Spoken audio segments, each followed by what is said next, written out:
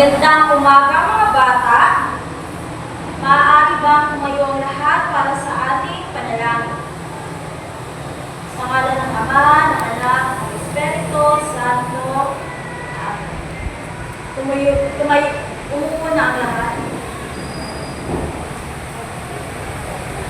Ngayon ay mag-check muna ako ng attendance kung may lumiban sa ating class ngayon. Mahusay! Walang lumiban sa ating klase ngayon. Ngayon, bago tayo magsimula, ay nais ko munang sabihin sa inyo ang ating mga alituntunin sa loob ng ating paaralan. Ang ating mga alituntunin ay makinig ng mabuti sa guro. Makikinig kayo habang ako ay nagsasalita sa ating harapan. Pangalawa, igalang ang guro at kaklase. Pangatlo, pumasok ng maaga at dapat ay laging handa. Pang-apat, magtaas ng kamay bago magsalita. Pang-lima, panatilihin ang kalinisan ng silid-aralan. Pang-anim, iwasan ang paggamit ng cellphone. At pang-pito, maging responsable sa sariling pagkatuto. Naintindihan po ba ang lahat ng ating alituntunin sa loob ng paaralan? Mahusay. Ngayon mga bata, bago tayo magsimula, handa na ba kayo sa ating bagong aralin? Napakaganda, ngunit bago iyan, balikan muna natin ang ating nakaraang aralin. Ano na nga ang ating napag-aralan kahapon? Mahusay! Ang ating napag-aralan kahapon ay tungkol sa pangalan. Saan nga tumutukoy ang pangalan? Mahusay! Ang pangalan ay tumutukoy sa tao, hayop, bagay, lugar, at pangyayari. Mahusay, naalala niyo ba ang ating nakaraang aralin? Handa na tayong tumungo sa bago nating paksa. Ngayong araw ay may bago tayo pag-aaralan. Ito ay ang paggamit ng salitang kilos sa pangungusap.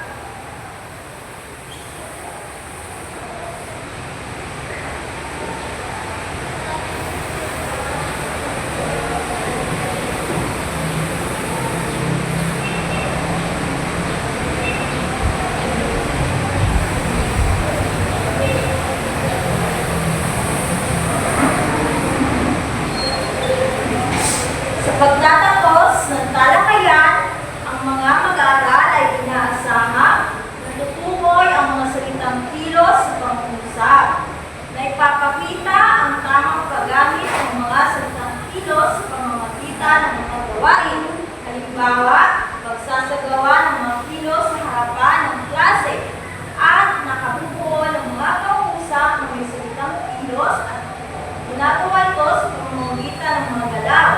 Tumatakbo, kumakain, sumasayaw at kumakanta.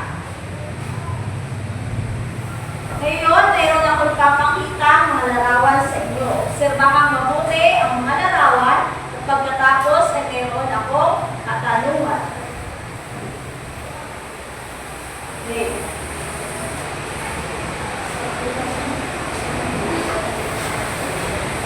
Ngayon. Ano sa palagay ninyo ang ginagawa ng nasa larawan? Naglalaro, nagsusulat, nagdarasal at tumatakbo, mahusay. Ngayon mga bata, alam niyo ba ang salitang tumatakbo, kumakain at nagsusulat ay tinatawag na salita kilos. Ano na nga ang tawag sa salitang tumatakbo, kumakain at nagsusulat?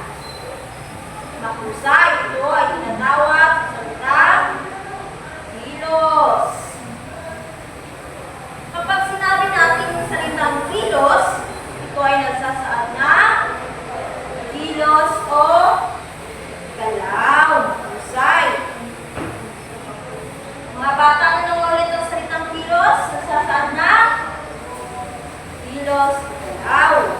Bakit kaya tinawag itong salitang kilos?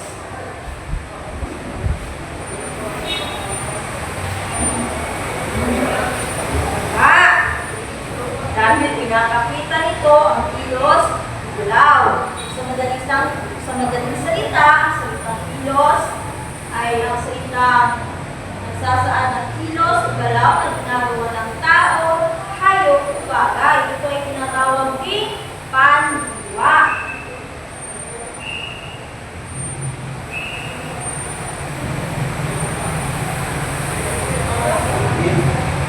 Ngayon mga bata, meron tayong activity. Ito ay tinatawag na matching tie. Ipares ang larawan sa tamang salita. Tapos na ba?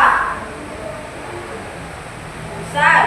At pagkatapos ay sagutan ang activity 2. Sa pangalawang gawain, bumuo ng pangungusap gamit ang mga salitang tumatakbo, nag-aaral, kumakanta, sumasayaw at nagsusulat. Bumuo kayo ng pangungusap gamit ang mga salita. Husay!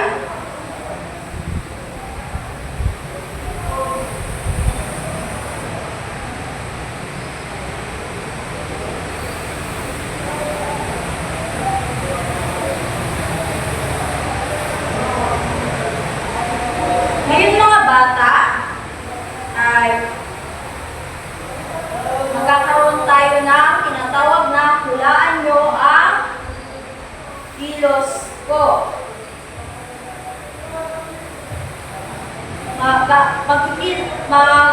Gagawa ako ng acting dito sa harapan, huhulaan nyo kung ano ang aking kilos. Una, ano ang aking ginagawa? Mahusay. Ako ay tumatalon. Pangalawa, ano ang ginawa ko? Mahusay. Kumakanta. Pangatlo,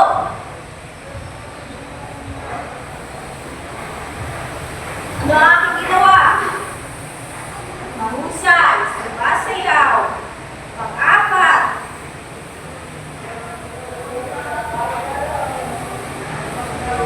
mahusay, kumakain. Pang-lima,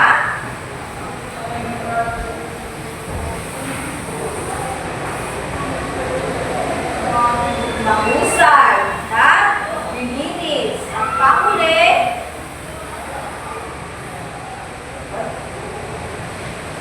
mahusay, ako ay nagluluto. Ngayon,